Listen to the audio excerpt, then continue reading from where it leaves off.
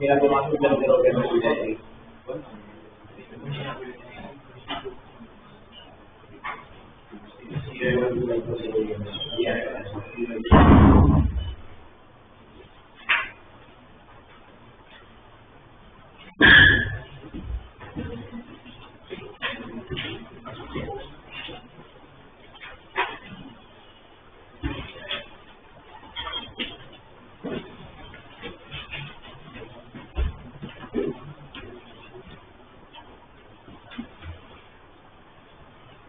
कोई डाउट पहले तो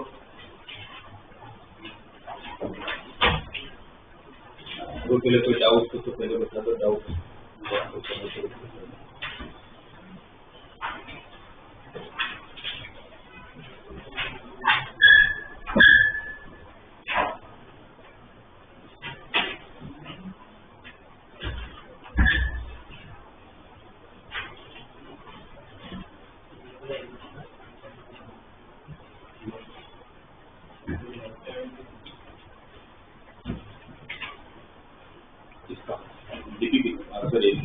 डिवाइस 70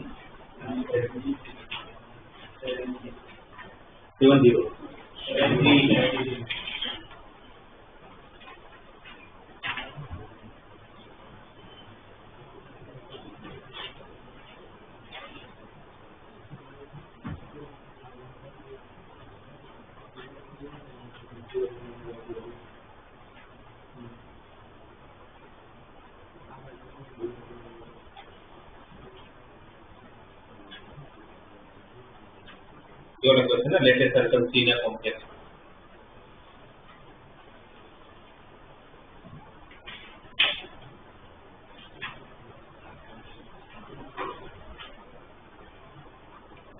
क्या दिया आपको क्वेश्चन में आप पढ़ोगे तो एक सर्कल है ना लेटेस्ट सर्कल सीनियर कॉम्प्लेक्स से पास टू द पॉइंट कौन से पॉइंट से पास हो रहा है सर्कल 3+4 है मतलब क्या पॉइंट हुआ 3,4 या पर Z1 का एफिक्स हुआ फिर 4+3 है तो 4,3 फिर 5i मतलब only 0,5 suppose 0,5 and if Z is a point on the C subject the line through Z and Z1 Z हमें दिया नहीं है मान लेते हैं यहाँ पर नहीं करोगे और उसकी कंडीशन दिया है कि Z इस तरह से पॉइंट है कि Z and Z1 is perpendicular to the line through Z2 and Z3 Z1 को जब आप ज्वाइन करते हो पोजीशन और Z2 Z3 को जब ज्वाइन करते हो तो एक दूसरे के साथ कितना डिग्री बना रहे हैं 90 डिग्री ठीक है ये कंडीशन दिया है तो आपको पूछा क्या गया है आर्ग्यूमेंट ऑफ Z आप लोगों को Z का आर्ग्यूमेंट फाइंड करना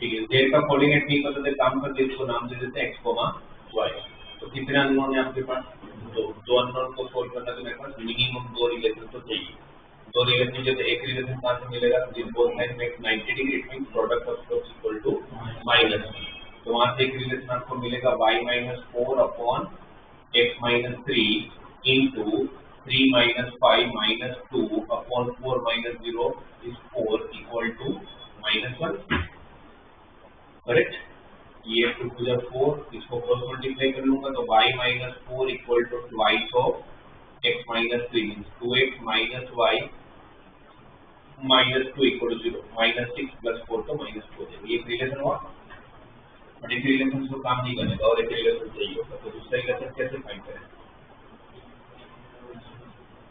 ये जो चारों पॉइंट ऑफ कौन साइक्लिक है तो कौन साइक्लिक है तो आपको सर्कल की इक्वेशन फाइंड करने के लिए कितने पॉइंट चाहिए होता है 3 चाहिए होता है तो आपके पास तो 4 है तो मैं सर्कल की इक्वेशन इसी 3 से निकाल लूंगा राइट इस सर्कल अगर 3 से अगर निकाल लिया तो जो आपका x, y होगा उसी सर्कल पे लाइन करता है ना ऑब्वियसली कि उस सर्कल का एक पार्ट है, तो आपका जो सर्कल इक्वेशन आएगा वो इसको इस पॉइंट को भी तो सेटिस्फाई करता ही होगा, और फिर वो एक रिलेशन आएगा और इसको सोल्व कर देगा, तो मुझे x और y की वैल्यू मिल जाएगी। एक बार x और y मिल गया तो फिर उसके बाद आपको क्या फाइंड करना है, आर्ग्यूमेंट फाइंड करना है। आर्ग्यूमेंट ऑफ z किसके बराबर हो जाएगा, फिर डिपेंड करेगा पॉइंट कौन सा क्वाड्रेंट है, उसके हिसाब से फिर आपको डिसाइड करना पड़ेगा कि कौन सा होगा। किया था आपने तो नहीं है था सर्कल में सर्कल की इक्वेशन आपका सर्कल का इक्वेशन ये होता है x² + y² + 2gx + 12y + 3 = 0। तीनों पॉइंट को पुट करते हैं, इसको 0,5 रखता हूँ, क्या हो जाएगा 25 + 10s + c = 0 इक्वेशन। ये पॉइंट भी इसको सेटिस्फाई करेगा। 9 + 16 25 25 + 60 + 8f + c = 0। ये पॉइंट भी सेटिस्फाई करेगा, तो 16 + 9 25 + 8g + 6f + c = 0। ऐसे होगा ना, ये तीनों पॉइंट सर्कल की इक्वेशन को तो सेटिस्फाई करते होंगे, राइट। इसमें से इसको सब्ट्रैक्ट कर लेते हैं। सब्ट्रैक्ट होगा 25 25 भी कैंसिल, 6g भी cancel, 6g - 8g -2g 8f - 6f + 2f = 0। तो f = g आ गया है ना, 2 2 कट कर लेते हैं, f = g, राइट। अब यहाँ पर ऑलरेडी आपके पास एक रिलेशन है 25 + 10x + c = 0। ये भी एक रिलेशन है। इन दोनों को सब्ट्रैक्ट कर लेते हैं। इन दोनों का जब सब्ट्रैक्ट करो तो क्या कैंसिल होगा, 25 25 cancel, 3c cancel, 10f - 8f तो 2f -6g = 0। 25 25 कट, c और c कट, -6g और ये +2। तो यहाँ से f किसके बराबर मिल रहा है, 3g के बराबर मिल रहा है। इसका मतलब समझ आया कि दोनों f को अगर मैं इक्वेट करता तो g को 0 होना पड़ेगा। तो g 0 हो गया, g 0 हो गया तो f भी 0 हो जाएगा। तो g और f दोनों 0 हो गया। c की इक्वेशन का पुट होगा c की वैल्यू -25, तो आपका सर्कल जो मिल रहा है वो x² + y² = 25 मिल रहा है, ठीक है। अब ये सर्कल का x² + y² = 25 मिला। अब यहाँ से आपके पास एक रिलेशन है 2x - 2 = y, इस y को हम इसमें डाल देते हैं, तो क्या हो जाएगा x² + 2x - 2 का स्क्वायर = 0। क्योंकि अब इस सर्कल में तो इनफाइनाइट पॉइंट होगा, ये कौन सी पॉइंट की बात कर रहे हैं वो हमें चेक करना पड़ेगा एक बार, ठीक है। तो ये y की वैल्यू यहाँ से क्या मिल रही है, 2x - 2 वहाँ सब्स्टिट्यूट करते हैं, ब्रैकेट ओपन करते हैं, 2x का स्क्वायर 4x² + x² तो 5x², मिडिल टर्म -8x -21 = 0। कैसे -21 है, 2 का स्क्वायर 4 -25 किया होगा। अब इसको फैक्टराइज करते हैं, 21 5 या 105,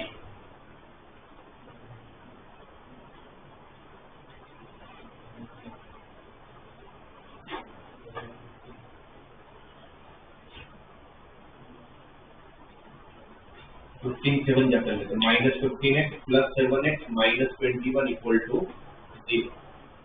15 7 105 हो जाएगा।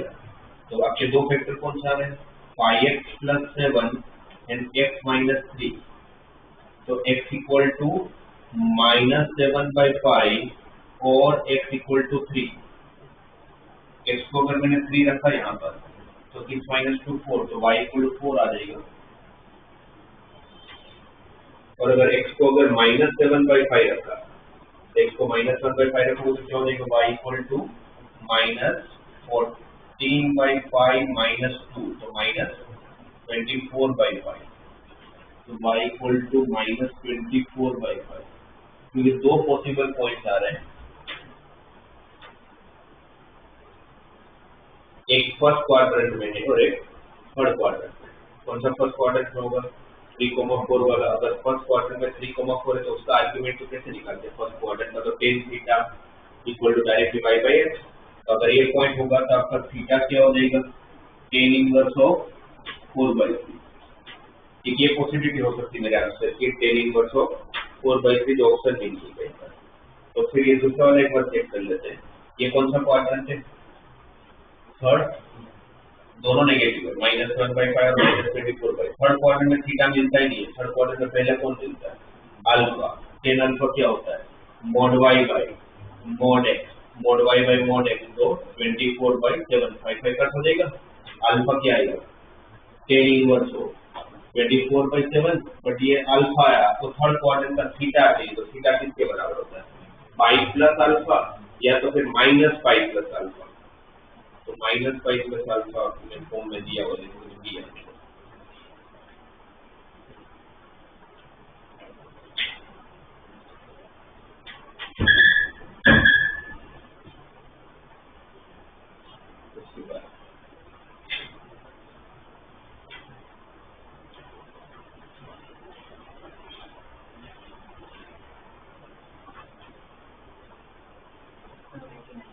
$89।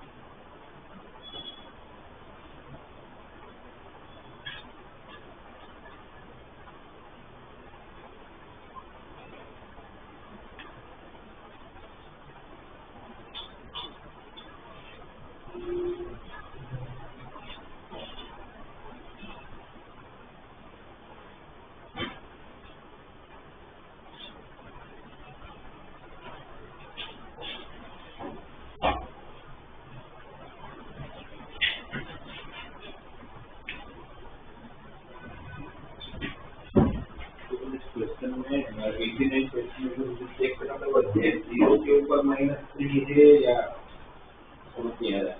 और 2 is mod of twice of z0 square तो बराबर है, फिर -z0 रेज़ टू -3 बोलना चाहिए क्या ये बच्चे को वरना क्वेश्चन कैसे करेंगे।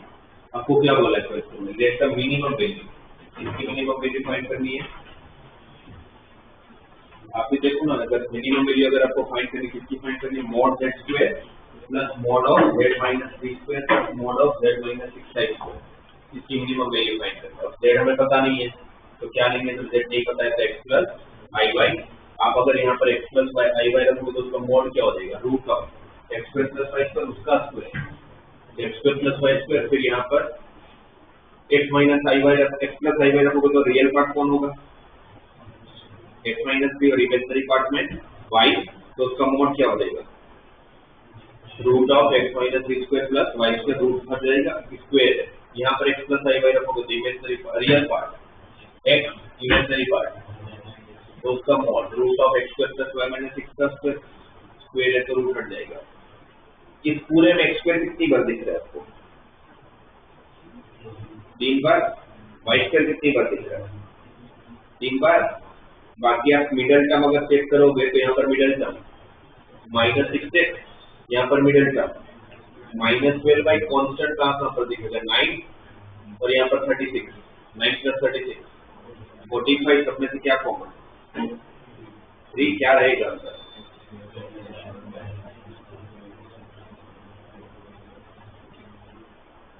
ये रहेगा। आपको क्वेश्चन में क्या पूछा है, मिनिमम वैल्यू चाहिए, क्या चाहिए, मिनिमम वैल्यू। इस पूरे की मिनिमम वैल्यू कब आती है, ऐसे क्वेश्चन में सब सीधी क्या होगा, फिर दो वेरिएबल, आप ये भी नहीं सोच सकते कि मिनिमम मैक्सिमम में डिफरेंशिएट करना होगा। डिफरेंशिएट करोगे कैसे, क्योंकि डिफरेंशिएट एक ही वेरिएबल के रिस्पेक्ट में कर पाओगे ना, इसमें दो वेरिएबल है, या तो x को हटाना पड़ेगा या तो y को हटाना पड़ेगा, उसके लिए रिलेशन भी तो होना चाहिए हटाने के लिए, आपके पास कोई रिलेशन नहीं है।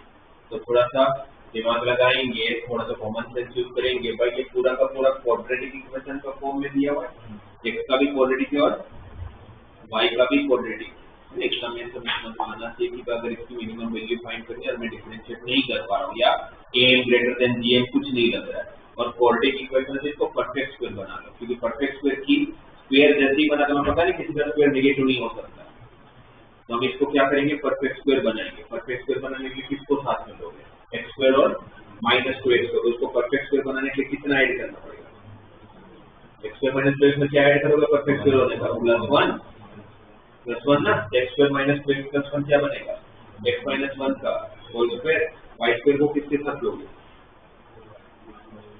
y स्क्वायर को किसके साथ लोगे, minus y square minus 4y, तो उसमें क्या ऐड करना पड़ेगा, +4y, राइट। y में y square minus 4y plus 4 किया तो y माइनस 2 का स्क्वायर हुआ। कितना ऐड किया हमने अपनी तरफ से, इस पूरे में हमने क्या क्या ऐड किया है, इसका 1 कांस्टेंट, इसका 4 प्लस 1 5, ऑलरेडी आगे 3 था तो 5 into 3 15, सही। कितना यूज कर लिया आपने, 15 यूज कर लिया। फिर कितना बड़ा कांस्टेंट था, 3 into 15 45 था ऑलरेडी, तुमने कितना यूज कर लिया ऑलरेडी 15, तो बचा कितना 30, बचा कितना होगा 30, इसका सिंपलीफाइड फॉर्म ये बन जाएगा, राइट। ये पूरा इक्वेशन की मिनिमम वैल्यू क्या हो सकती है, कब हो सकती है, क्या हो सकती है, चलो वो छोड़ो, क्या हो तो कब हो सकती है, भाई किसी का स्क्वायर है, ये मिनिमम कहाँ देगा, यहाँ पर दोनों 0 बनेंगे नहीं ना, बाकी तो स्क्वायर है पॉजिटिव देगा, ये मिनिमम कहाँ देने वाला है, x जब 1 होगा तब और y जब 2 होगा, तो मुझे पता चल गया पूरे की मिनिमम वैल्यू कहाँ मिली है, 1 प्लस 2y पे। पहले 1,2 पॉइंट को क्या रिप्रेजेंट करोगे, 1 प्लस 2y, तो आपको बोला था कि जहां पर आप मिनिमम देने वाले उसका z इक्वल टू z0 नाम दिया। Let the minimum value be not of ये पूरा equation is attained at z equal to z0, इसकी वैल्यू होगी z0 की होगी 1 प्लस 2y, राइट। अब ये 1 प्लस 2y पुट करके हम b0 की, और जब 1,2 पुट करो तो इसकी मिनिमम वैल्यू जाती है, उसको हम लोगों ने b0 नाम दिया है। Late the minimum value of b0, तो इसके लिए हम क्या करेंगे, इसके अंदर क्या पुट कर लेंगे, 1 प्लस 2i, 1 प्लस 2i का मॉड, 1 प्लस 2i का मॉड रूट 5 का स्क्वायर, 5 1 प्लस 2i इसमें डालोगे तो 1 माइनस 3 माइनस 2 प्लस 2i का मॉड रूट 8 का स्क्वायर, 8 1 प्लस 2i इसमें डालोगे तो 1 plus 2i minus 6i, 1 minus 4i, 1 minus 4i का मॉड रूट 17 उसका स्क्वायर, 17 सबका एडिशन किया तो 30, तो v0 की वैल्यू कितनी आ गई 30। लास्ट में आपको जो पूरी वैल्यू पूछी है उसमें लास्ट वाला टर्म तो समझ आ रहा है, v0 का स्क्वायर दिया है तो 30 का स्क्वायर वो तो 900 हो जाएगा। यहाँ पर तो दिया है वो कुछ मैं एक बार देख लेता हूँ कि वो क्या है, z0 टू माइनस, क्योंकि z0 मिल गया फिर तो वैल्यू पुट करना है, फिर तो मॉड निकल ही जाएगा, बट वो है क्या। अच्छा मिला मुझे वो z0 बार का क्यूब है, सही है, सेंस भी बनता है ना, z0 रेज़ टू माइनस 3 का सेंस नहीं बनता, तो क्या होगा z0 का बार और उसका क्यूब, तो ठीक करेंगे। मैं वो -3 लेके कर रहा हूँ तो बहुत कॉम्प्लिकेटेड हो जा रहा है, तो बोल रहे हैं ना, ट्वाइस ऑफ z0 स्क्वायर मतलब 1 प्लस 2i का होल स्क्वायर, फिर z0 बार क्या होगा 1 माइनस 2i का क्यूब प्लस 3, ये तो पूरे को सॉल्व करो तो डालेगा x प्लस i के मोड में आ जाएगा, क्या आएगा 1 प्लस 2i का square, 1 plus 4i plus 4i square, 1 minus 2i का क्यूब, 1 माइनस 2i का cube a cube minus b cube minus 3a square b plus 3ab square,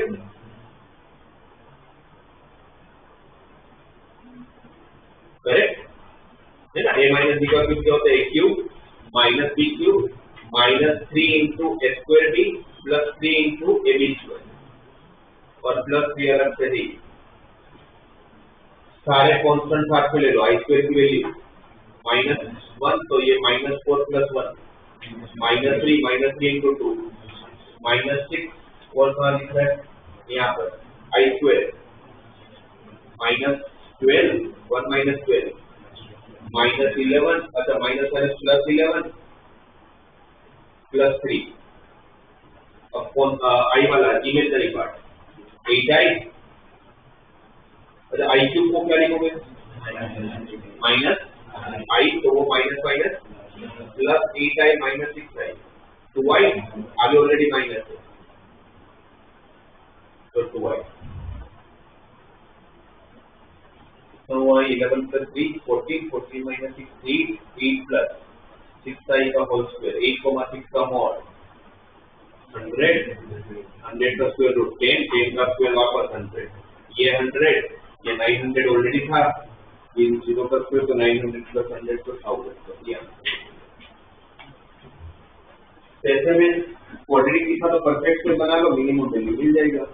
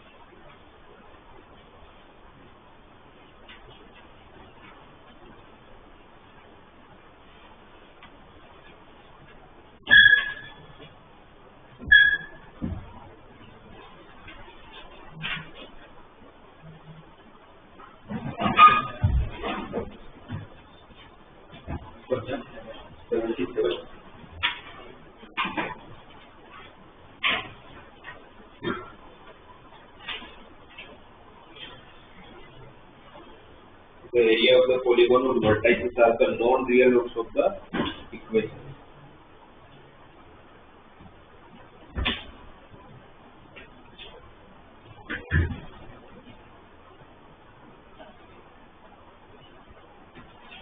सबसे पहले वो पॉलीगॉन कौन सा वो भी नहीं दिया भाई, ट्राइंगल हो सकता है, क्वाड्रेट हो सकता है, कुछ भी हो सकता है। तो पहले ये पता कर लेते हैं कि इसके रूट्स कितने होंगे। कौन सा इक्वेशन है? z bar is equal to i into z square. मैंने आपको रूट्स निकालने के लिए कल भी हम लोग डिस्कस कर रहे थे क्या करना है परसों की क्लास में।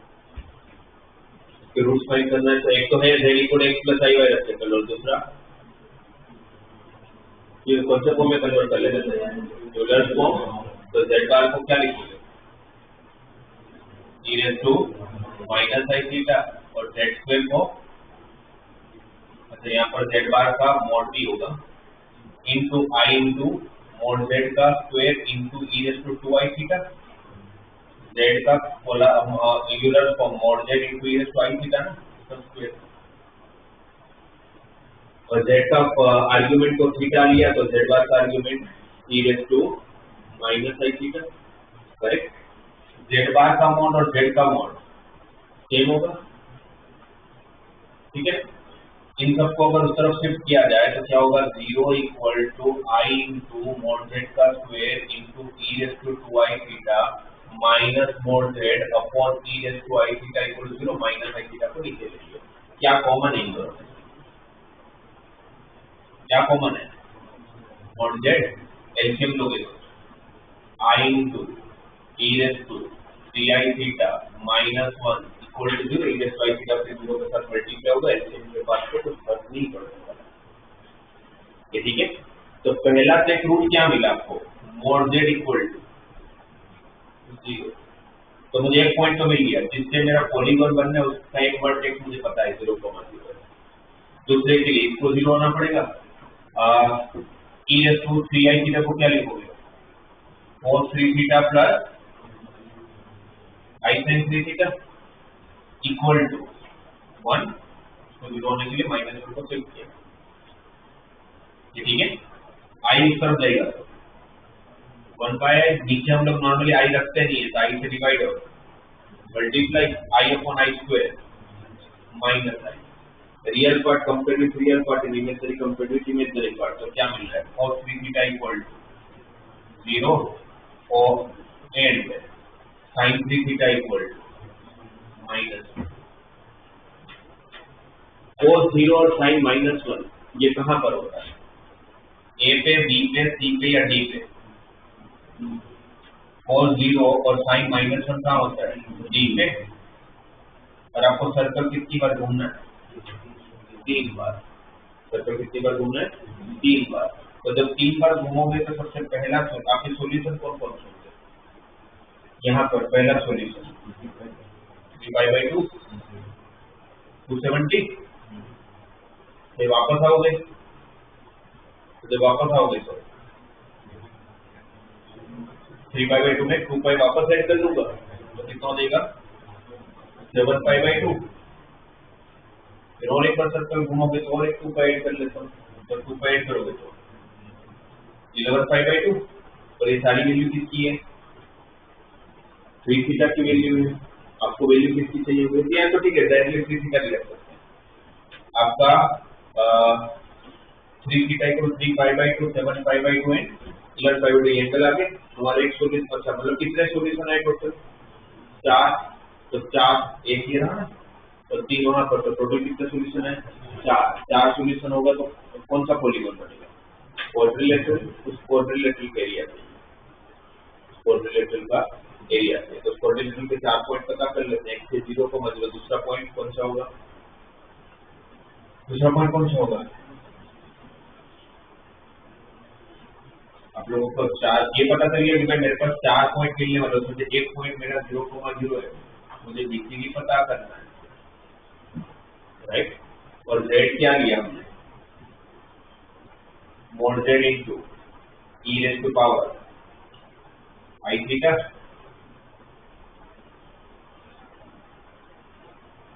ठीक है। ये हुआ ना। अब तो पॉइंट पे इसको सेटिस्फाई करता होगा, 4 सॉल्यूशन मिला तो एक सॉल्यूशन 0,0 मिला, बाकी के सॉल्यूशन की इसमें पुट करना पड़ेगा आपको। इसके अंदर जब आप पुट करोगे तो mod z e raise to power i theta, theta पहले का थीटा क्या होगा π/2, 3 थीटा अगर आपका 3π/2 तो पहला थीटा क्या हो जाएगा π/2। इसके अंदर e raise to i theta मतलब कितना cos theta plus i sin theta cos π/2 की वैल्यू 0, sin π/2 की वैल्यू 1 1 ना, तो कौन सा पॉइंट हुआ 0 प्लस i और मॉड जेड कितना, मॉड जेड कितना,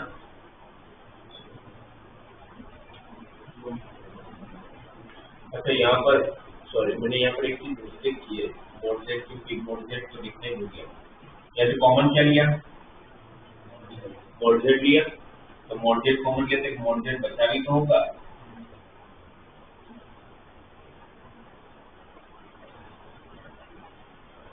है ना। अपने मॉड जेड जब कॉमन लिया तो एक मॉड जेड बचा भी तो होगा, तो मॉड जेड जब बचा होगा तो यहाँ पर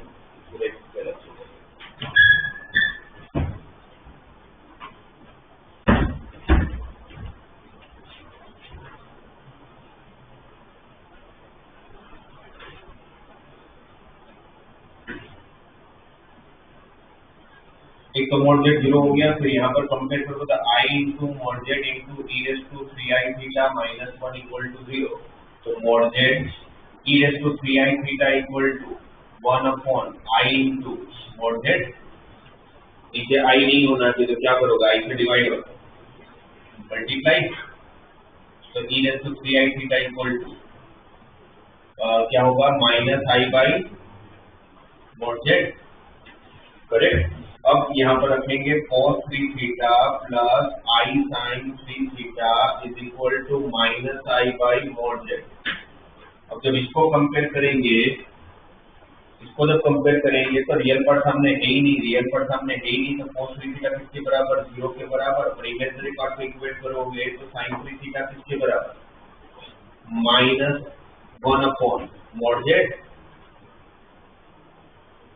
कोस जब 0 होगा, जिस टाइम पर कोस 0 होगा वही सेम एंगल पे साइन आपको कौन सी वैल्यू देता है, जब जब कोस 0 होगा उस टाइम पर साइन कौन सी वैल्यू देगा, या तो +1 या तो -1, कोई वैल्यू दे सकता है। अब यहाँ पर +1 दे ही नहीं सकता, क्यों नहीं दे सकता, क्योंकि मॉड हमेशा पॉजिटिव होगा, तो 1 अपॉन मॉड जेड पॉजिटिव होगा, आगे माइनस है, इसका तो ऑप्शन ही नहीं है, क्या देना पड़ेगा -1, और -1 देने के लिए मॉड जेड के पास ऑप्शन ही नहीं, मॉड जेड को क्या होना पड़ता होगा, तो मॉड जेड यहाँ पर अपने को क्या होगा सोचना पड़ रहा था ना, तो मॉड जेड हमेशा क्या होने वाला है 1 ही होने वाला है, और मॉड जेड जहाँ 1 होगा तो साइन अब -1 हो गया, कोस अब 0 हो गया, वो हमने देख लिया, तो कौन कौन से चला रहे थे, 3π/2, 7π/2 एंड 11π/2, करेक्ट। तो अब हमारा z क्या है mod z into cos theta plus i sin theta या e raise to i theta, जिसमें मॉड जेड आपका 1 हो चुका है, थीटा आपका पहला थीटा कितना π/2, cos π/2 plus i sin π/2, 0 plus i, तो दूसरा पॉइंट 0,1, दूसरा पॉइंट 0,1, फिर थीटा इक्वल यहाँ पर जब रखोगे तो 7π/6, 7π/6 की वैल्यू मॉड जेड 1 है, cos 7π/6, 7π/6 को क्या लिखोगे पाई प्लस π/6, पाई प्लस π/6 कौन सा क्वाड्रेंट, थर्ड क्वाड्रेंट में cos negative minus cos π/6 -√3/2 sine भी नेगेटिव तो -1/2, तो तीसरा पॉइंट -√3/2 कॉमा -1/2, ठीक है। तीसरा 3 डिवाइड में गया तो 11π/6, 11π/6 को क्या लिखोगे 2π माइनस π/6, 2π माइनस π/6 कौन सा क्वाड्रेंट 2π माइनस समथिंग 4 क्वाड्रेंट में cos पॉजिटिव, तो 430 प्लस √3/2 साइन पर नेगेटिव होगा, तो चौथा पॉइंट √3/2 कॉमा -1। ये 4 पॉइंट को ज्वाइन करके हमारे पास जो क्वाड्रिलेटरल बना होगा, मतलब एक 4 पॉइंट से जो पॉलीगॉन बनेगा क्वाड्रिलेटरल बनेगा, आपको उसका एरिया चाहिए है ना, हमें उसका एरिया चाहिए। तो अगर इसको अगर हम डायग्राम बनाओगे तो 0,0 ये रहा, 0,1 यहाँ कहीं है, -√3/2 -1/2 यहाँ कहीं होगा,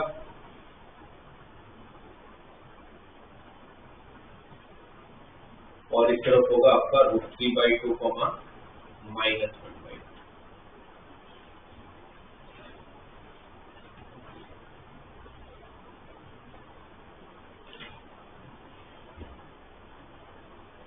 अच्छा, इसमें एक चीज और दिया है, मैं देखना भूल, कुल vertices is non real root, तो कौन सा नहीं ले सकता? नॉन रियल रूट का मतलब क्या हुआ कि भाई इमेजनरी तो होना ही चाहिए, तो कौन सा नहीं ले पाओगे? 0,0 नहीं ले पाओगे ना, वरना ये डायग्राम ही कैसे बनता है कोऑर्डिनेटर, इसलिए लेना ही होगा। तो फिर आप क्या ले रहे हो? तो फिर कोऑर्डिनेटर भी क्या बना? ट्राइंगल बन जाएगा। पॉलीगॉन क्या बन गया आप लोगों का? ट्राइंगल बन गया। ट्राइंगल का एरिया हाफ, ये दोनों एक ही लाइन में होंगे ना, दोनों को वाई कोऑर्डिनेट सेम है। इसका बेस कितना? ये पूरा बेस, ये लेंथ कितना? √3/2, ये लेंथ भी कितना? √3/2, तो पूरा लेंथ कितना? √3। हाइट, ये पूरा हाइट, ये लेंथ कितना? 1, ये लेंथ कितना? 1/2, 1 + 1/2, 3/2, तो 3√3/2।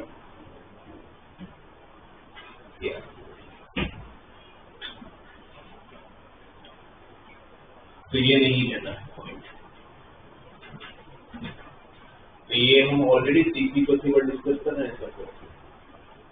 कभी ऐसा कुछ आएगा कि जहाँ पर सॉल्यूशन फाइंड करने तो कौन सा फॉर्म यूज करोगे, तो आउट हो जाएगा यूलर।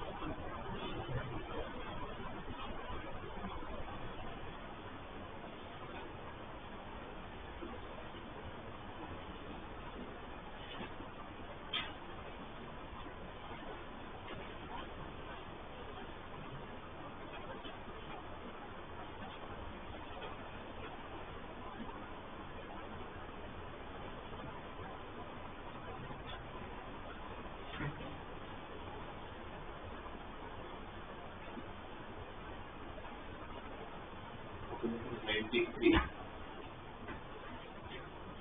तो वापस क्या दिया, वापस एक तो वो टाइप का इक्वेशन सॉल्यूशन ढूंढना है, किसका सॉल्यूशन ढूंढना है, z square equal to z bar into twice of 2 raise to power 1 minus mod z ना, z square equal to z bar into 2 raise to power 1 minus mod z के number of solution पता करना है। वापस number of solution पता करना है,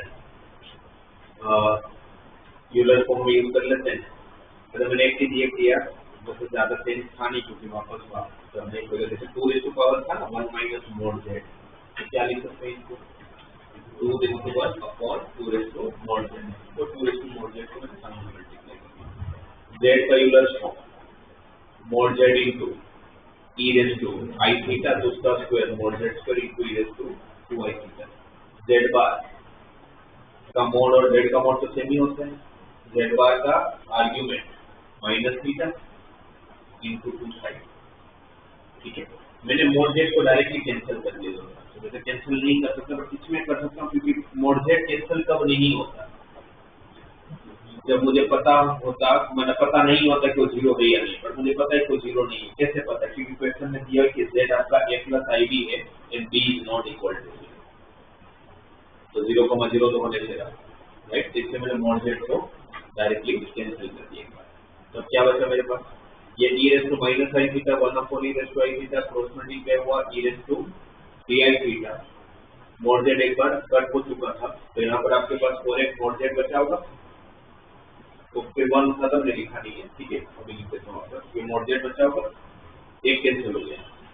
ये 2 रेज़ टू मोड z को वापस अगर मैं इस तरफ ले लूंगा जो कांस्टेंट था, तो 2 raise to power 1 upon 2 raise to mod z, तो वापस वही आ जाएगा 2 raise to power 1 minus mod z।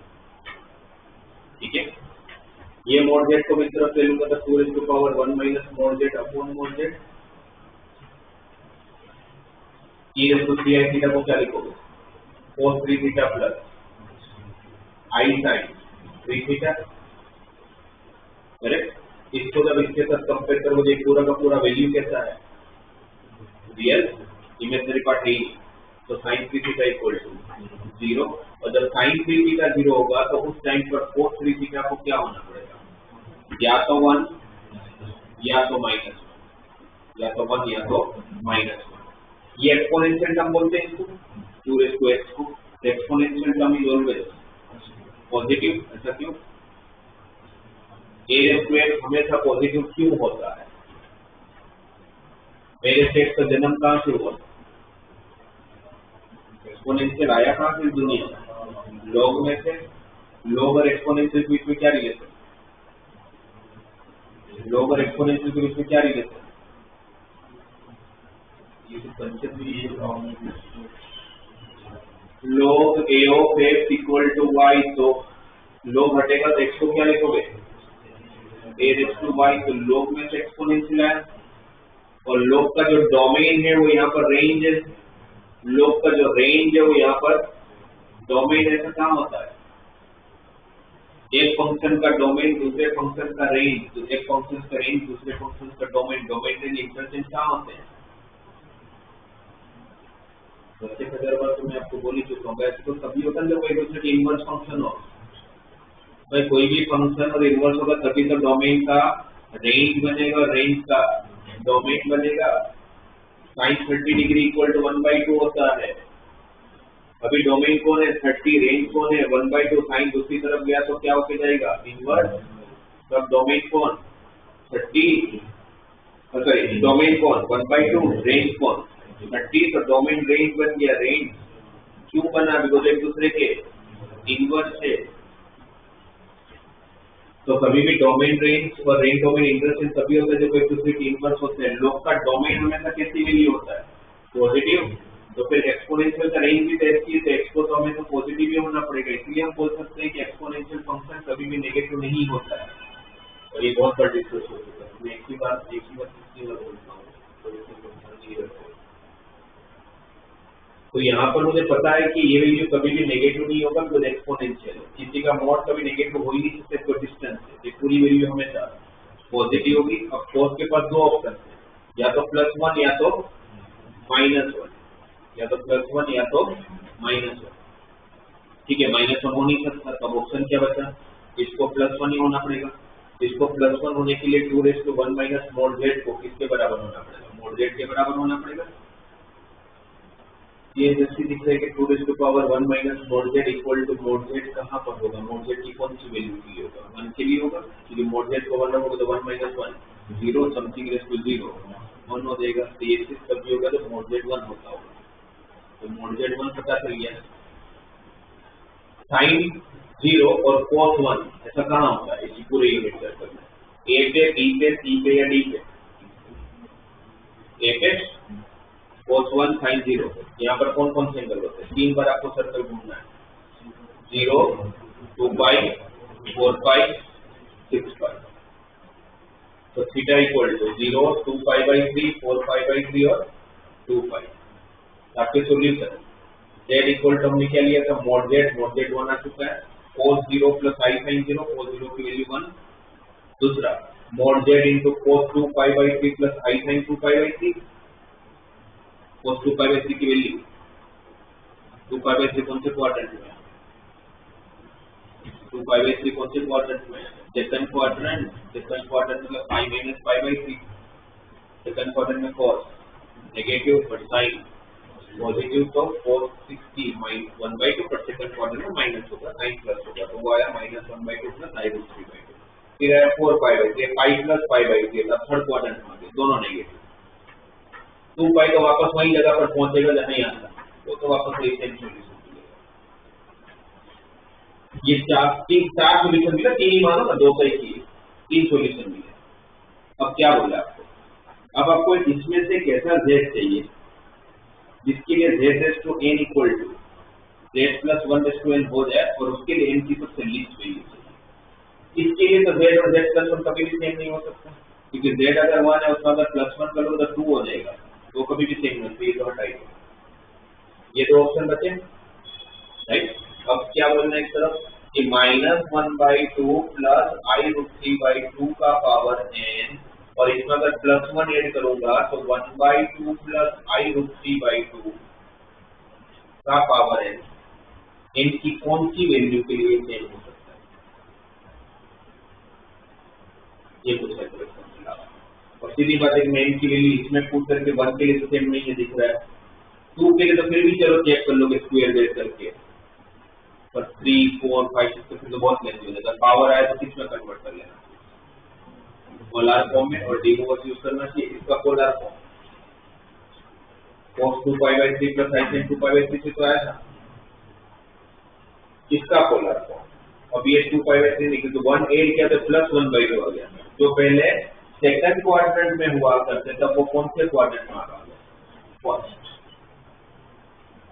कौन से क्वाड्रेंट में पहुंच गया, फर्स्ट। और फर्स्ट क्वाड्रेंट में फिर आप लोगों का cos का 1/2 होता है, sin का √3/2 होता है 60, इसका polar form cos pi by 3 plus i sin pi by 3, उसका पावर है, ये दोनों सेम कब होंगे, n इक्वल टू 1 के लिए तो होगा नहीं, n इक्वल टू 2 अगर मैंने रखा तो 2 अंदर चला जाता है, अगर 2 अंदर गया तो यहाँ पर क्या आएगा 4 पाई बाई 3, यहाँ पर 4 पाई बाई 3 कौन सा क्वाड्रेंट हो गया, 4 पाई बाई 3 कौन सा क्वाड्रेंट हुआ, थर्ड, और अगर यहाँ पर 2 रखा दिए तो 2 पाई बाई 3 2 पाई बाई 3 हुआ, ये तो सेकंड क्वाड्रेंट हुआ।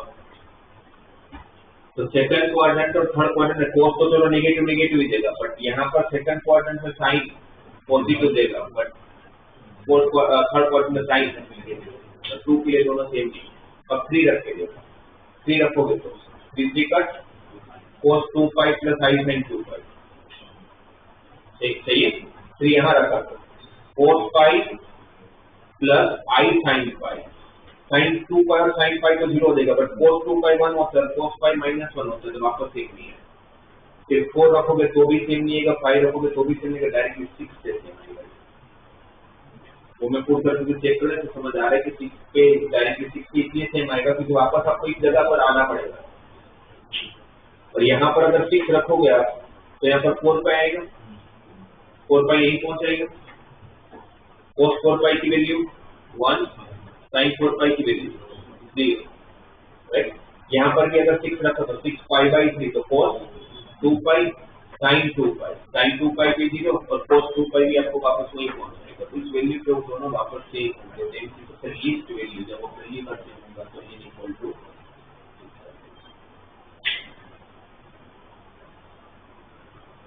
इसमें फर्स्ट पार्ट वापस वो सॉल्यूशन वाला पार्ट, फिर उसमें कुछ ना कुछ फिर वो चेंज करते रहेंगे आगे के पार्ट।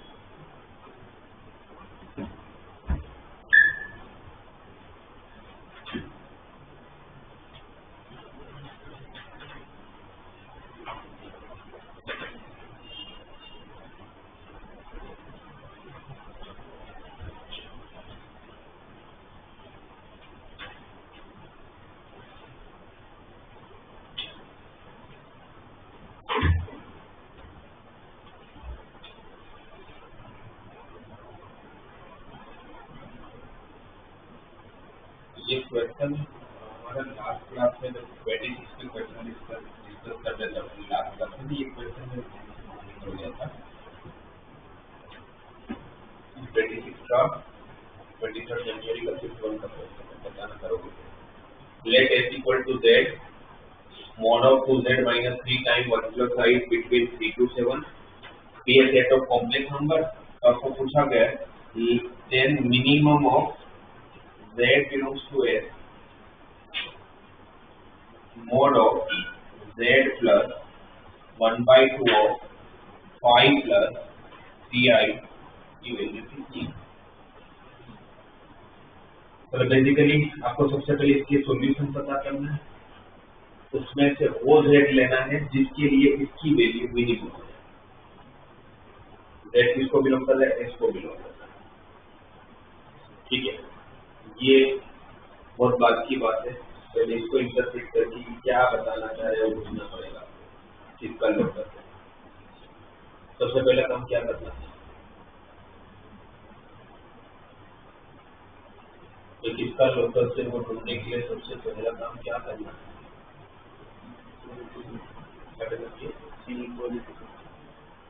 सबसे पहले तो z के साथ टू नहीं रखना चाहिए। आपने लोग का हमेशा कैसा देखा है, mode of z minus z1 mode of z plus z1 ऐसे देखा है ना।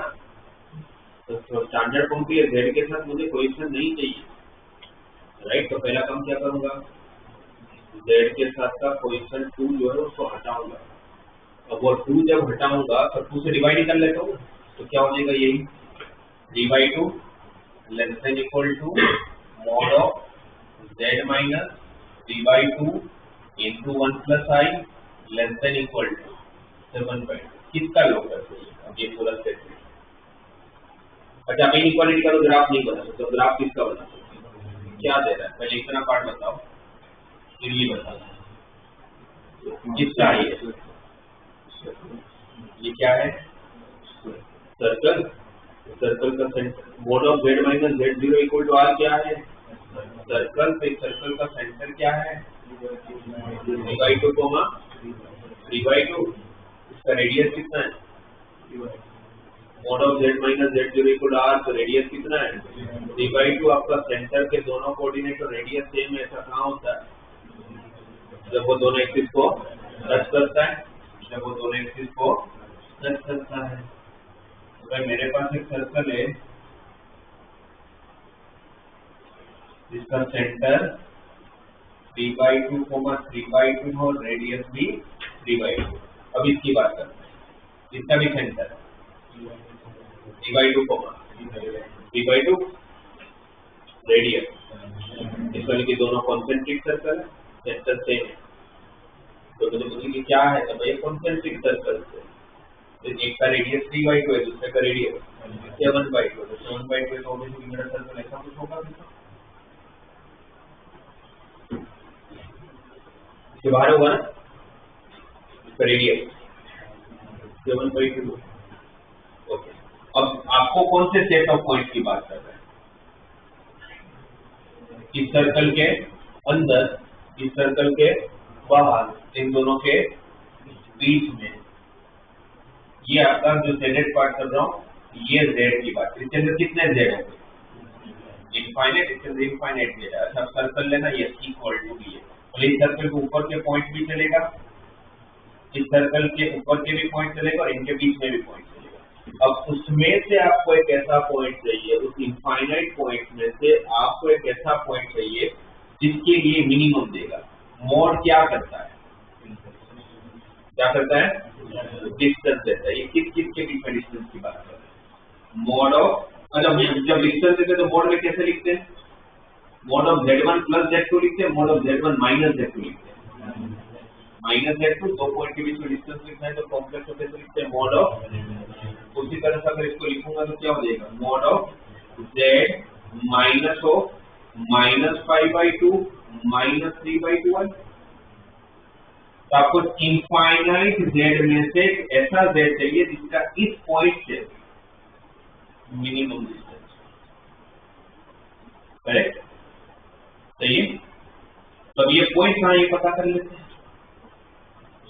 पॉइंट कहाँ है पता कर लेते हैं। वैसे पॉइंट कहाँ होना चाहिए आपके हिसाब से? कहाँ होना चाहिए? परफेक्ट थर्ड क्वाड्रेंट में होगा ही, क्योंकि दोनों नेगेटिव। बट सर्कल के अंदर या सर्कल के बाहर या सर्कल के ऊपर जैसे कुछ ना हो तो थर्ड क्वाड्रेंट तो नहीं, सर्कल के बाहर ही होगा। सर्कल के अंदर होगा तो मिनिमम डिस्टेंस 0 नहीं हो जाएगा। जैसे हो भी सकता है मिनिमम डिस्टेंस 0 वाला, पर ऑप्शन ही नहीं मिनिमम डिस्टेंस 0। अगर ये पॉइंट अगर यहाँ होता तो मिनिमम डिस्टेंस क्या बोलता है? 0। फिर वही पॉइंट ले लेता फिर जेड का, पर वो ऑप्शन में है ही नहीं 0, तो कंफर्म होना चाहिए। पर वैसे ही अगर मुझे पॉइंट का पोजीशन जानना है तो मैं क्या कर सकता हूँ? सर्कल की इक्वेशन में पुट करके चेक कर सकता हूँ। राइट, इस सर्कल की इक्वेशन क्या होगा बाहर का? 8 माइनस 3/2 का square plus equal to r square.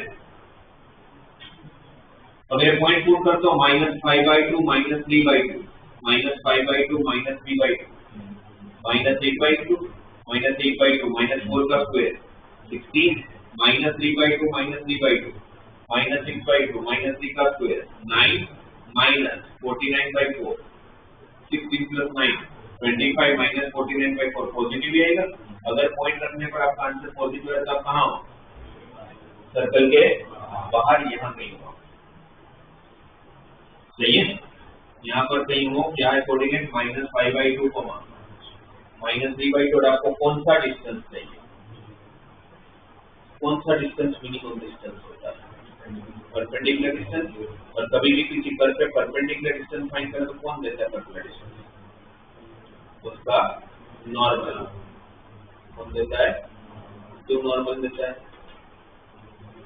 Normal क्यों देता है? क्योंकि नॉर्मल टेंजेंट के साथ कितना डिग्री बनाता है? मैं एक ऐसा पॉइंट ढूंढूंगा यहाँ पर जहां से मैं टेंजेंट बनाऊंगा, तो उसका जो नॉर्मल होगा वो मुझे मिनिमम डिस्टेंस देगा, क्योंकि 90 डिग्री बनाता है।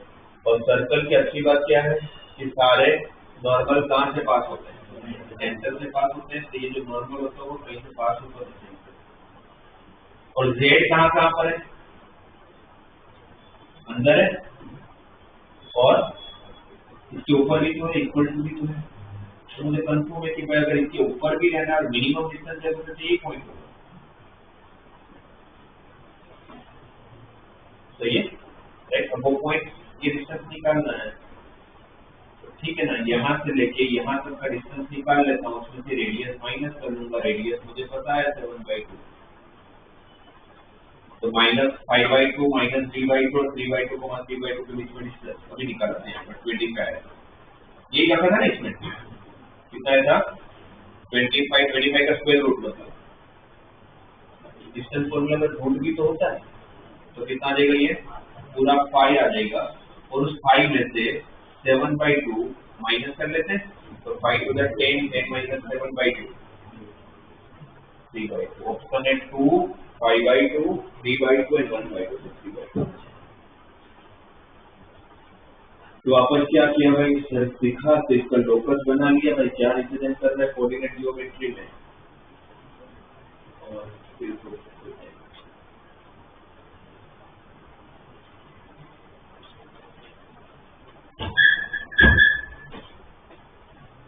ये 4-5 टाइप के क्वेश्चन है सॉल्यूशंस वाले कोऑर्डिनेट वाले क्यूबिक रूट तो यूनिटी आ जाता है कभी कभी डिमोवर्स कभी दिख जाता है ये 4-5 कंसेप्ट पे आपको सॉल्यूशन करना देखो और कोई डाउट हो तो फिर आपको नया चैप्टर सॉल्व नहीं करूंगा मैं क्लास से पहले अपना नया चैप्टर ऑलरेडी तो फिर रहेगी और डाउट कॉम्प्लेक्स में रह गया हो कल के पेपर में कोई डाउट हो क्योंकि पेपर के डाउट आप लोगों ने किया हो घर जाकर उसमें से कोई डाउट आया ऐसे होगा नहीं कि सब कुछ आ ही गया हो चलो एटलीस्ट एग्जाम में तो नहीं आएगा फिर हाँ हो सकता है घर जाके बन गया हो तो एनालिसिस किया है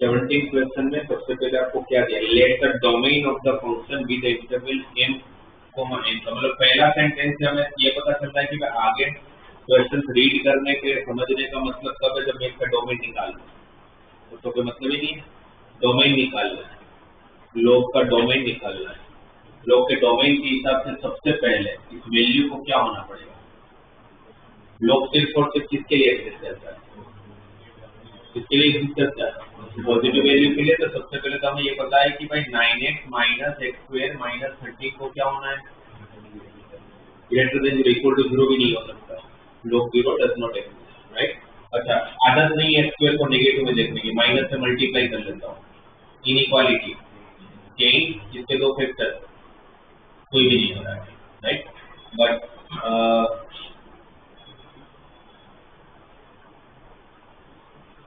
इसका भी डायरेक्टली कोई फैक्टर नहीं निकल रहा है अभी ऐसे ही छोड़ देते बाद में इसको सोल्व कर लेंगे कि इसको सोल्व करेंगे तो डिस्क्रिमिनेंट की हेल्प लेनी पड़ेगी अब ये तो हुआ अंदर के लोग की बात फिर इस लोग से अगर चालू करोगे तो ये पूरा जो लोग है वो भी तो पॉजिटिव होना चाहिए लोग इस लोग बाहर वाले लोग के लिए तो पूरा डोमेन है ना इसको क्या होना पड़ेगा पॉजिटिव तो इसको पॉजिटिव होना पड़ेगा तो क्या लिखूंगा log 5 of log 7 of 9x minus x square minus 13 greater than 0 correct अच्छा log हटेगा तो ये 5 का पावर 0 होगा तो जब 5 का पावर 0 होगा तो मैं इनइक्वालिटी को चेंज करूं या सेम रखूं या चेंज करूं कभी चेंज होता है कब जब वो और देखो कब होगा डिक्रीजिंग जब बेस 0 से लेके 1 के बीच हो यहाँ पर बेस तो 1 से बड़ा है तो बेस अगर 1 से बड़ा है तो फिर मुझे अब उसको चेंज करने की जरूरत नहीं है 5 to 0 is 1 वापस ये लोग को हटाऊंगा इस लोग को हटाऊंगा तो वापस 7 to 1 7 होगा वापस बेस 1 से बड़ा है तो इंक्रीजिंग फंक्शन है तो इनइक्वालिटी चेंज नहीं होगा। अब सपोज सिर्फ अगर मैं देता हूँ तो x square minus 9x plus 20, correct? ठीक है, ये तो दूसरी तरफ चला गया। अब इसके तो फैक्टर्स निकल रहे, क्या निकल रहा है? x minus 5n x minus 4 less than 0, number 9 पे 4n 5 से बड़ी वैल्यू रखूंगा, 5 से बड़ी वैल्यू रखूंगा, पॉजिटिव नेगेटिव पॉजिटिव, आपको क्या चाहिए? लेस देन 0, तभी आंसर है। ठीक है, ये यहां से हुआ, इसका डोमेन ये पूरा था, अब यहाँ पर है, इसका डोमेन भी तो पॉजिटिव होना चाहिए। इसका डोमेन पॉजिटिव होने के लिए log 5 का डोमेन कौन होगा? log 7 of 9x minus x square minus 30, इसको ग्रेटर देन 0 होना पड़ेगा, है ना? अब ये डोमेन बनेगा ना आपका, राइट? वापस 7 हटेगा तो 7 is to 0 1, सबको उस तरफ शिफ्ट करते हैं, क्या हो जाएगा? X square minus 9x plus 14 less than 0, इसके दो फैक्टर, x माइनस 7 है, x माइनस 2, नंबर लाइन पे दो नंबर 2n 7 से plus minus plus less than 0 दे दी वाला। फाइनली फिर क्या करना होगा हमें? सबका इंटरसेक्शन, एक रेंज दिया है, एक रेंज दिया है, और फिर यहाँ पहुंच गया, तो इसके लिए फिर इसको पॉजिटिव होना चाहिए। इसको पॉजिटिव होने के लिए फिर x square minus 9x plus 13 less than 0। वैसे आपको इस समझ में आता होगा कि जैसे जैसे आप अंदर जाते जाओगे वैसे आपका डोमेन का पार्ट बड़ा होता जाएगा। तो अगर डोमेन का पार्ट बड़ा होता जाएगा तो लास्ट में जब आप इंटरसेक्शन लोगे यही तो मिलता होगा। तो मुझे ये पता चल गया पहले तो x बिलोंग्स टू 4 to 5, तो m4 हो गया, n5 हो गया, ये फर्स्ट पार्ट हुआ। फिर अब इसमें हम लोग हाइपरबोला ला दिया।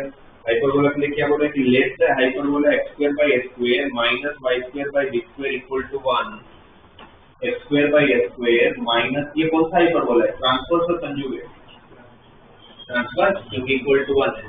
इसकी इसेंट्रिसिटी n/3 है, इसकी इसेंट्रिसिटी n/3। रिलेशन क्या होता है? b square equal to s square into e square minus 1, n/3 eccentricity है। Eccentricity is given n/3, n कितना है? 5, तो इसेंट्रिसिटी कितना दिया? 5/3। 5/3 का साथ यहाँ पर एक रिलेशन बनेगा, 5/3 का स्क्वायर 25/9 माइनस 1 16/9, ये एक रिलेशन पहला था। फिर उन्होंने बोला कि इस हाइपरबोला का लेटर सेक्टम जो 8m/3 है। लेटर सेक्टम का लेंथ होता क्या है? 4m/8, और वो 8m/3 दिया, m कितना? 4, 8 4 32/3 दिया हुआ। आगे नहीं कर रहा हूं मैं, एक रिलेशन दूसरा रिलेशन, दोनों को सॉल्व करोगे तो किसकी वैल्यू आ जाएगी? a और b दोनों आ जाएगा, और फिर लास्ट में पूछा था b square minus a square कितना हो जाएगा। तो हाइपरबोला वाला पार्ट तो हो ही जाएगा, मेन है लोग का डोमेन निकालना है, और वो भी होना चाहिए कि लोग किसके लिए एग्जिस्ट करता है। उसके बाद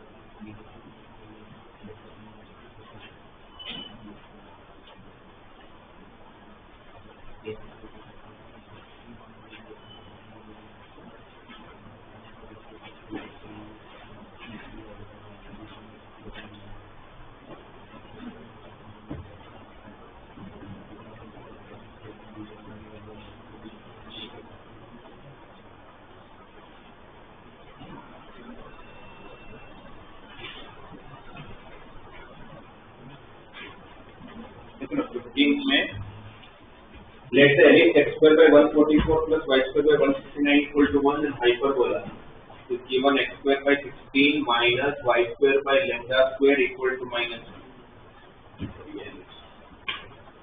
So the same foci, if E and L respectively denote the eccentricity and length of the lattice system, इसकी eccentricity को E बोला है और lattice system की length को L बोला है, तो लास्ट में पूछा है 24 times E plus L क्या होगा, और दोनों का फोकस सेम है, दो क्वेश्चन में दिया है कि सेम फोकस, पहले इसका फोकस ढूंढ लेते हैं।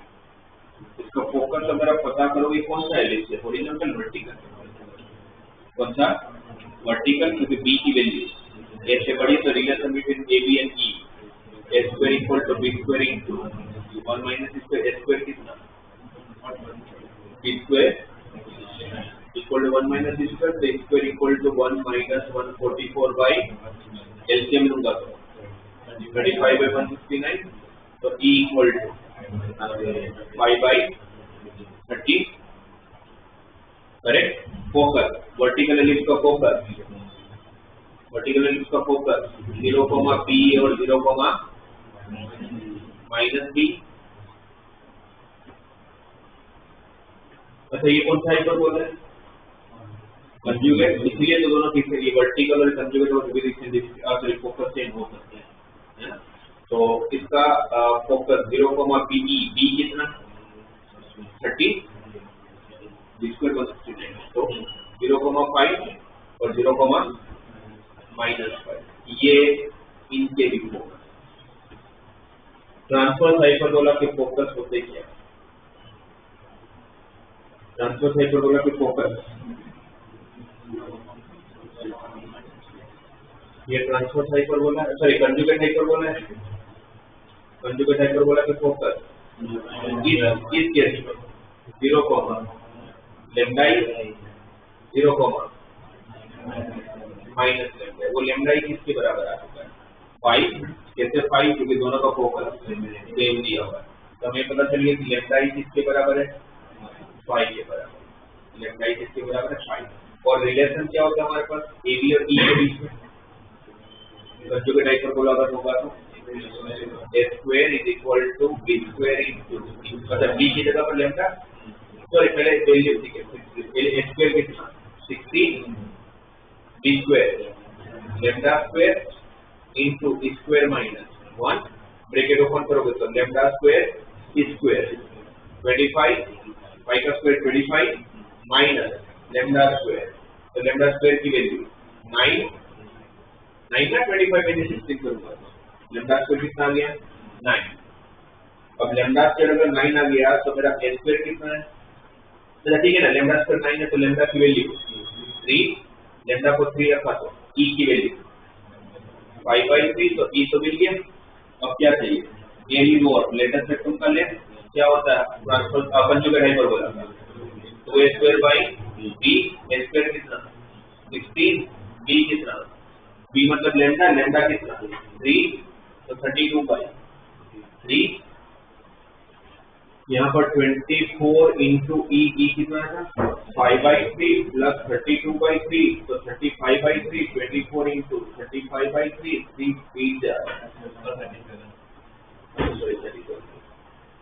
37 इंटू 8, और 296 ना, तो स्क्रीन का आंसर डी है 296।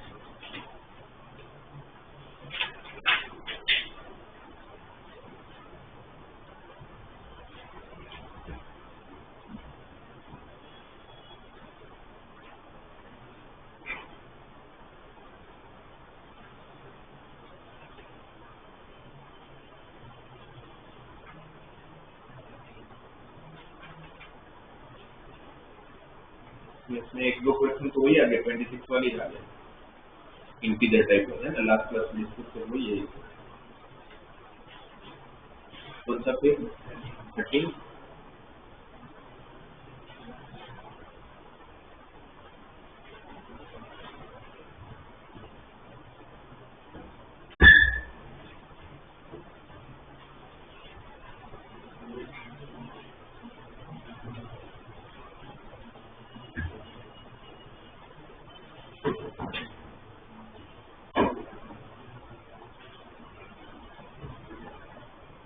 देखो ना चलिए 13th में if the line alpha x plus 4y equal to √7 touches the ellipse, कौन सा ellipse बोला है 3x square plus 4y square equal to 1 at the point P, ये कौन सा ellipse होगा x square by 1 by 3 plus y square by 1 by 4 equal to 1, ये बड़ा है नीचे, ये बड़ा होगा ना नीचे, तो कौन सा ellipse हुआ हॉरिजॉन्टल। इस हॉरिजॉन्टल पे P पॉइंट पर एक टेंजेंट है और टेंजेंट ये रहा P पॉइंट ये रहा, टेंजेंट की equation alpha x plus 4y equal to √7, पहले एक को में से इतना मिला, मतलब P is in the first quadrant, ठीक है, P is in the first quadrant, then one of the focal distance of P, मतलब P का focal distance की फॉर्मूला बताओ, फोकल डिस्टेंस किसको बोलते हैं, कोई भी फोकस से लेकर उस पॉइंट का डिस्टेंस, तो SP और SDST क्या होता है, SP A माइनस EX1 और SDST A प्लस EX1, आपके पास A है S स्क्वायर 1/3 है, ये भी तो है 1/3, E मिल जाएगा दोनों की हेल्प से, तो आपके पास क्या नहीं है X1 नहीं, X1 मतलब कौन P का X कोऑर्डिनेट, P का X कोऑर्डिनेट, मतलब बेसिकली मुझे P के कोऑर्डिनेट पता करना है, तो कौन से P करो,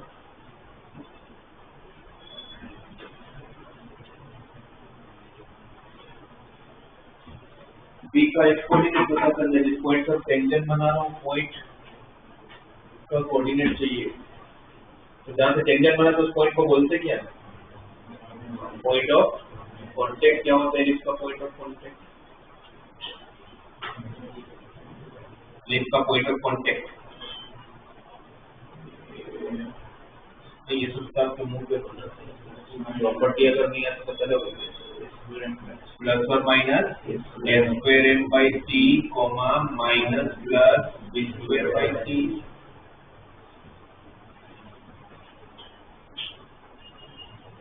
जो होता है s स्क्वायर पता है आपको 1/3, c मतलब कौन y इक्वल टू mx plus minus root of s square m square plus b square, ये c होता है, इसमें भी s स्क्वायर पता है b स्क्वायर पता है, मतलब मेरे को सिर्फ c के लिए m चाहिए और यहाँ पर भी m चाहिए, तो वो m कैसे निकाले, m को पता करने के लिए हमारे पास ऑलरेडी उस क्वेश्चन में टेंजेंट का इक्वेशन दिया हुआ है ना, alpha x plus 4y equal to √7, तो फिर एक काम करते हैं ना, अगर ये इसका टेंजेंट है, इसको अगर इस फॉर्म में लिख लूं मैं तो क्या हो जाएगा y equal to minus alpha by 4x plus √7 by alpha,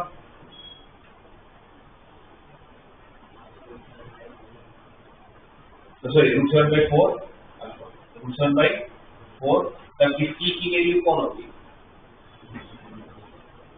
c ये रहा ना आपका, तो root of s square m square, अच्छा m स्क्वायर कितना y गुण mx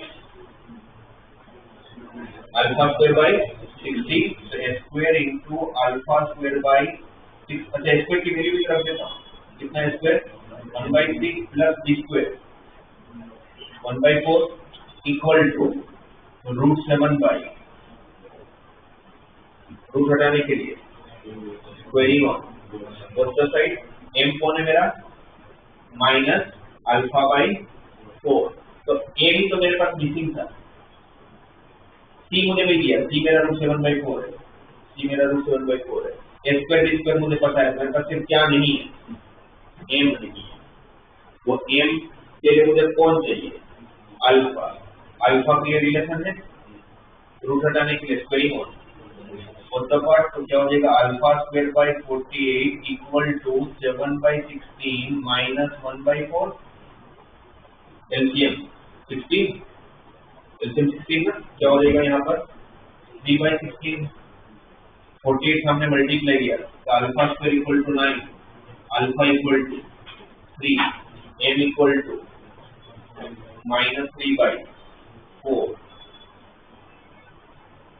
m कितना है -3/4, मैं यहाँ पर पुट कर रहा हूँ t के कोऑर्डिनेट में, t के कोऑर्डिनेट में जब मैं पुट करूंगा एम स्क्वायर कितना 1/3, एम कितना -3/4, सी कितना √7/4, comma minus plus b²/c, b² कितना 1/4, c कितना √7/4, 4 और 4 कैंसिल, यहाँ पर ये 3 और 3 कैंसिल, ये माइनस जब यहाँ जाएगा तो प्लस का प्लस माइनस माइनस और ये माइनस माइनस प्लस क्या हो जाएगा, ये 4 4 कैंसिल, क्या बचा 1/√7, 1/√7 ना, और यहाँ पर क्या बचा माइनस प्लस 1/√7, और आपको लेना कौन से क्वाड्रेंट में, तो कौन सा लूंगा,